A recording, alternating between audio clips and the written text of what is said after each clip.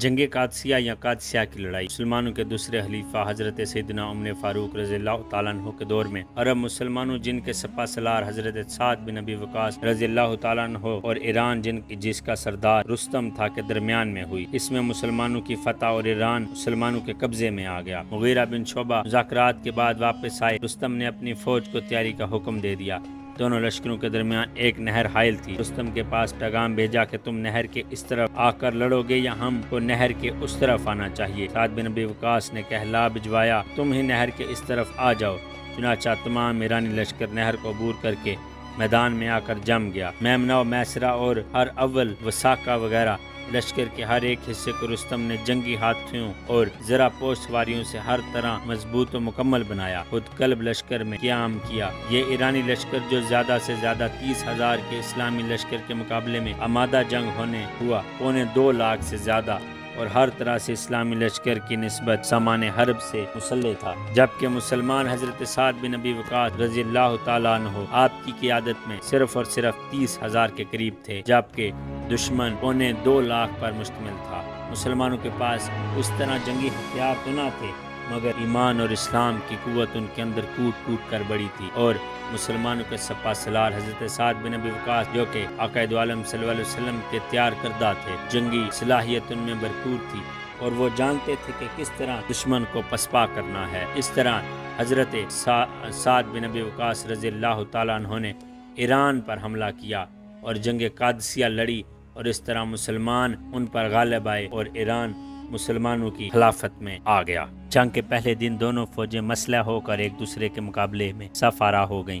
سب سے پہلے لشکر ایران کی طرف سے ہرمز نامی ایک شہزادہ میدان میں نکلا جو زرین تاج پہنے ہوئے تھا اور ایران کے مشہور پہلوانوں میں شمار ہوتا تھا۔ اس کے مقابلے کے لیے غالب بن عبداللہ ابن سعد اسلامی لشکر سے نکلے۔ غالب نے میدان میں جاتے ہی ہرمز کو گرفتار کر کے سپہ سالار سعد کے پاس لا کر ان کے سپرد کر دیے، اور اس کے بعد ایک اور زبردست شہ سوار اہل فارس کی جانب سے نکلا۔ ادھر عاصم اس کے مقابلے کو پہنچے، طرفین سے 1-2 کا وار ہونے پائے تھے کہ ایرانی شاہ سوار بھاگا۔ عاصم نے اس کا مقابلہ کیا، لشکر فارس کو صف اول کے قریب پہنچ کر اس کے گھوڑے کی دم پکڑ کر روک لیا اور سوار کو اس کے گھوڑے سے اٹھا کر اور اپنے آگے زبردستی بٹھا کر گرفتار کر لائے۔ یہ بہادری دیکھ کر لشکر ایران سے ایک اور بہادر چاندی کا گرز لیے ہوئے نکلا۔ اس کے مقابلے پر عمر بن معید کرب نکلے اور گرفتار کر کے لشکر اسلام میں لے آئے۔ رستم نے اپنے کئی سرداروں کو اس طرح گرفتار ہوتے ہوئے دیکھ کر فوراً جنگ مغلوبہ شروع کر دی اور سب سے پہلے ہاتھیوں کی صف کو مسلمانوں کی طرف دھکیلا۔ ہاتھیوں کے اس حملے کو قبیلہ بحیلہ نے روکا، لیکن ان کا بہت نقصان ہوا۔ حضرت سعد نے جو بڑے غور سے میدان کا رنگ دیکھ رہے تھے، فوراً بنی اسد کے لوگوں کو بحیلہ کی کمک کے لیے حکم دیا۔ بنو اسد نے آگے بڑھ کر خوب دارد مردانگی دی، لیکن جب ان کی ہمت بھی حالت نازک ہوئی تو حضرت سعد نے فوراً قبیلہ کندہ کے بہادروں کو آگے بڑھنے کا حکم دیا۔ بنو کندہ نے آگے بڑھ کر اس شان سے حملہ کیا کہ اہل فارس کے پاؤں اکھڑ گئے اور وہ پیچھے ہٹنے لگے۔ رستم نے یہ رنگ دیکھ کر تمام لشکر ایران کو مجموعی طاقت سے یکباری حملہ کرنے کا حکم دیا۔ اس متفقہ صحت حملے کو دیکھ کر حضرت سعد نے تکبیر کہی اور تمام لشکر اسلامی نے سعد کی تقلید میں تکبیر کہہ کر ایرانیوں پر حملہ کیا۔ گویا 2 سمندر ایک دوسرے پر امڈ آئے یا 2 پہاڑ ایک دوسرے سے ٹکرائے۔ فریقین کی فوجیں ایک دوسرے میں ہلت ملت ہو گئیں۔ اس حالت میں ایرانیوں کے جنگی ہاتھیوں نے اسلامی لشکر کو سخت نقصان پہنچانا شروع کیا۔ حضرت سعد نے فوراً تیر اندازوں کو حکم دیا کہ ہاتھیوں پر اور ہاتھیوں کے سواروں پر تیر اندازی کرو۔ حضرت عاصم نے نیزہ لے کر ہاتھیوں پر حملہ کیا۔ ان کی تقلید میں دوسرے بہادروں نے بھی ہاتھیوں کے سونڈوں پر تلواریں اور نیزوں سے زخم پہنچانا شروع کر دیے۔ تیر اندازوں نے ایسے تیر برسائے کہ فیل نشینوں کو جوابی تیر اندازی کی مہلت ہی نہ ملی۔ نتیجہ یہ ہوا کہ ہاتھی پیچھے ہٹے اور بہادروں کے لیے میدان میں شمشیر زنی کے موقع اور جوہر دکھانے کا موقع ملا۔ صبح سے شام تک میدان جنگ یوں ہی گرم رہا اور رات کی تاریکی نے لڑائی کو اگلے دن تک ملتوی کرنے کا مشورہ دے دیا۔ قادسیہ کی جنگ کے اگلے دن علی صبح بعد از نماز فجر حضرت سعد بن ابی وقاص نے سب سے پہلے کل کے شہداء کو قادسیہ کے مشرق کی جانب دفن کرایا۔ کل کے شہداء کی تعداد 500 تھی۔ سہمیوں کی مرہم پٹی کا سامان رات میں ہی کر دیا گیا تھا۔ شہداء کے دفن سے فارغ ہو کر اسلامی لشکر نے اپنی صفیں مرتب کی۔ ایرانی بھی میدان میں آ ڈٹے۔ لڑائی شروع ہی نہیں ہوئی تھی کہ ملک شام سے روانہ کیے ہوئے لشکر کے قریب پہنچنے کی خبر پہنچی۔ ملک شام سے ابو عبیدہ بن الجراح نے ہاشم بن عتبہ کی سرداری میں لشکر عراق کو واپس بھیجا تھا۔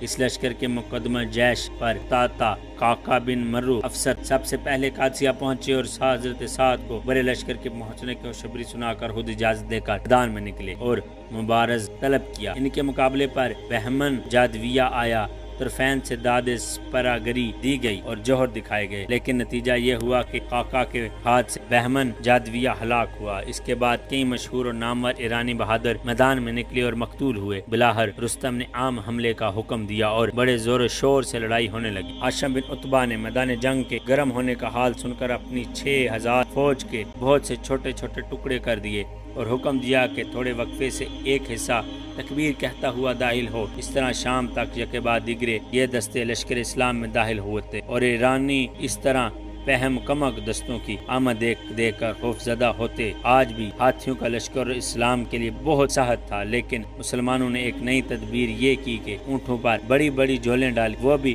ہاتھیوں کی طرح مہیب نظر آئے اور ایرانیوں کے گھوڑے ان کو دیکھ کر بدکنے لگے۔ جس قدر ہاتھیوں سے اسلامی لشکر کو نقصان پہنچتا تھا، اسی قدر ایرانی لشکر کو ان مصنوعی ہاتھیوں سے نقصان پہنچنے لگا۔ آج کاکا نے بہت سے ایرانی سرداروں اور مشہور شہسواروں کو قتل کیا۔ شام تک بازار جنگ گرم رہا۔ آج 1000 مسلمان اور 10,000 ایرانی میدان جنگ میں کام آئے۔ تیسرے روز حضرت سعد بن ابی وقاص نے نماز فجر سے فارغ ہوتے ہی اول شہداء کی لاشوں کے دفن کرنے کا حکم دیا، مجرموں کو عورتوں کے سپرد کیا کہ وہ مرہم پٹی کریں۔ اس کے بعد دونوں فوجیں میدان جنگ میں ایک دوسرے کے مقابل ہوئیں۔ آج بھی ایرانیوں نے ہاتھیوں کو آگے رکھا، لیکن حضرت کاکا واسم نے مل کر فیل سفید پر جو تمام ہاتھیوں کا سردار تھا حملہ کیا اور اس کو مار ڈالا۔ فیل سفید کے مارے جانے کے بعد ایک دوسرے ہاتھی ایک دوسرے پر حملہ آور ہوا تو وہ میدان جنگ سے اپنی جان بچا کر بھاگا۔ اس کو بھاگتے ہوئے دیکھ کر دوسرے ہاتھیوں نے بھی تقلید کی اور اس طرح آج ہاتھیوں کا وجود بجائے اس کے کہ اسلامی لشکر کو نقصان پہنچاتا خود ایرانیوں کے لیے نقصان رساں ثابت ہوا۔ آج بھی بڑے زور کی لڑائی ہوئی اور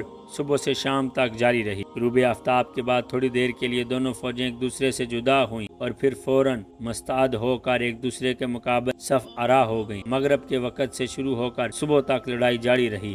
تمام رات لڑائی کا شور و غل اور ہنگامہ برپا رہا۔ نہ رستم کو غرض یہ رات ہے اور ایک عجیب قسم کی رات۔ سپہ سالار اسلام حضرت سعد بن ابی وقاص رات بھر دعا میں مصروف رہے۔ آدھی رات کے بعد انہوں نے میدان جنگ کے شور و غل میں حضرت کاکا کو آواز سنی کہ وہ اپنے گھر اپنے لوگوں کو کہہ رہے ہیں کہ سب سمٹ کر قلب پر حملہ کرو اور رستم کو گرفتار کر لو۔ اس آواز نے نہ صرف حضرت سعد کو تسکین دی بلکہ تمام مسلمانوں میں اثر نو طاقت پیدا کر دی۔ تمام دن اور تمام رات لڑتے ہوئے غازیان اسلام تھک کر چور چور ہو گئے تھے، مگر اب پھر ہر قبیلے کے سردار نے اپنی اپنی قوم کو مقابلے کے لیے خوب ابھارا۔ بڑے زور و شور سے تلوار چلنے لگی۔ حضرت کاکا کی رکابی فوج لڑتی ہوئی اس مقام تک پہنچ گئی جہاں رستم ایک تخت زریں پر بیٹھا ہوا تھا، اپنی فوج کو لڑا رہا تھا اور دوسرا حصہ فوج کو احکام بھیج رہا تھا۔ اسلامی حملہ آوروں کے قریب پہنچنے پر رستم خود تخت سے اتر کر لڑنے لگا۔ جب زخمی ہوا تو پیٹ پھیر کر بھاگا۔ ہلال بن علقمہ رضی اللہ تعالیٰ عنہ نے بڑھ کر بھاگتے ہوئے برچے کا وار کیا جس سے اس کی کمر ٹوٹ گئی اور نہر میں گر پڑا۔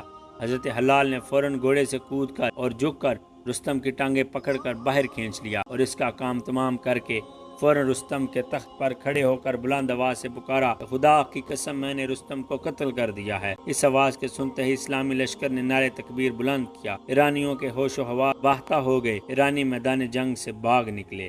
لشکر ایران میں سواروں کی تعداد 30,000 تھی، جس میں بمشکل 30 سوار بھاگ کر اپنی جان بچا سکے، باقی سب میدان جنگ میں مارے گئے۔ زرار بن الخطاب نے درفش کا ویاں ایرانیوں کے مشہور جھنڈے پر قبضہ کیا، جس کے عوض انہوں نے 30,000 دینار لیے، حالانکہ وہ 10,10,000 دینار کی مالیت کا تھا۔ اس لڑائی میں مسلمانوں کے کل 6,000 آدمی شہید ہوئے۔ حضرت سعد نے رستم کا تمام اسلحہ ہلال بن علقمہ کو دیا اور حضرت کاکا اور شرجیل کو تعاقب کے لیے روانہ کیا، لیکن ان سے پہلے زہرہ بن حیوہ ایک دستہ فوج لے کر مفرور ایرانیوں کے پیچھے روانہ ہو چکے تھے۔ راہ میں ایک مقام پر جالینوس مفروروں کو روک کر جمع کر رہا تھا۔ زہرہ نے اس کو قتل کر دیا اور اس کے تمام مال و اسباب پر قبضہ کر کے حضرت سعد کی خدمت میں پیش ہوئے۔ حضرت سعد کو جالینوس کا سامان ان کے حوالے کرنے میں تعمل ہوا اور اس معاملے میں دربار خلافت سے اجازت طلب۔ حضرت فاروق اعظم نے زہرہ کی ستائش کی اور جالینوس کا اسباب انہی کو دینے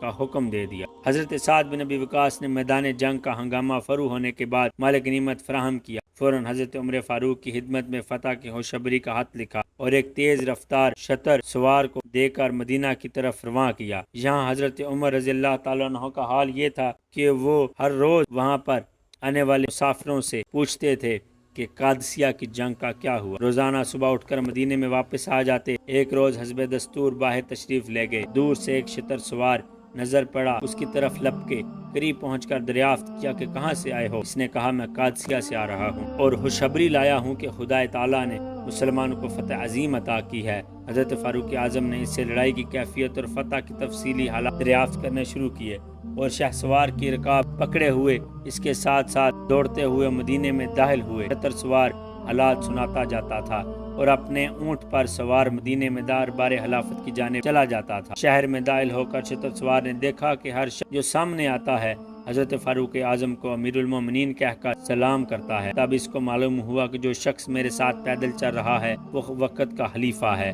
یہ معلوم کر کے وہ ڈرا اور اونٹ سے اترنا چاہا، لیکن حضرت عمر فاروق نے کہا کہ تم حالات سناتے جاؤ اور بدستور اپنے اونٹ پر سوار چلے چلو۔ اس طرح گھر تک آئے، مسجد نبوی میں پہنچ کر مسلمانوں کو جمع کیا اور فتح کی خوشخبری سب کو سنائی۔